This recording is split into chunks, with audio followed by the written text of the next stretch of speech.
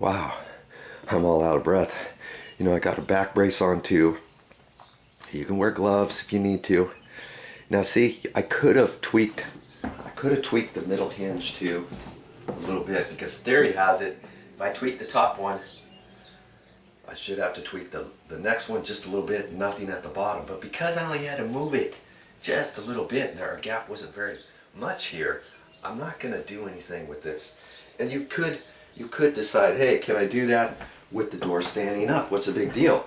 Well, big deal is you may not be, you might wrench your back out or whatever, you know, if you hold it up here and try to do that.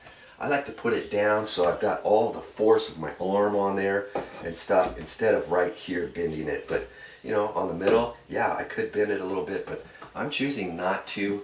I'm only doing that top one because I think that's going to be enough. Okay, so I got a hinge pin in my nail bag.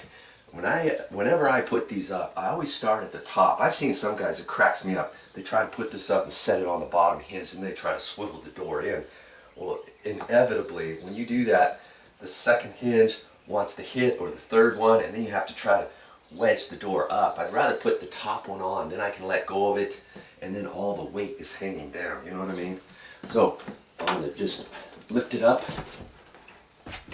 and line this back up and hold it with my left hand. Get that up there, and I'm only going to put the pin down a little bit because I still have the door swung out.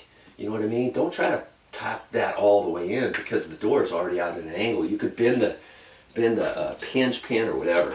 Okay, now I can lift that, line this up like that, and I've got the next one. It looks like the bottom one is going to have to, looks like it needs to go up a little bit. So I'm going to just pull up on the door if I can and see if I can't get it. If I can't, I'm going to take my hammer, tap the bottom up just a little bit, and see if I can't get it in. There. Okay, now I can put this one in. Tap, tap, tap. You can use your handle like that, so that you don't want to gouge up your door or anything like that. And if your bottom one's not lining up, now you can kind of push this in or pull it out, whatever. Make sure it's lined up. Tap it in.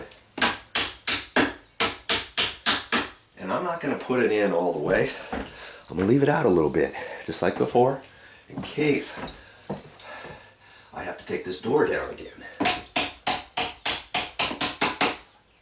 That's plenty. I want to get that down far enough so that the pin goes down all the way through here, okay? Now I can close the door and see what we got here. I'm going to show you that. No tricks. Okay. No tricks. Let's see what we got here. Okay. We're tight. You see that? We're tight. That gives me a little bit more room. A little bit more room. And it's like the bottom is closing almost all the way now.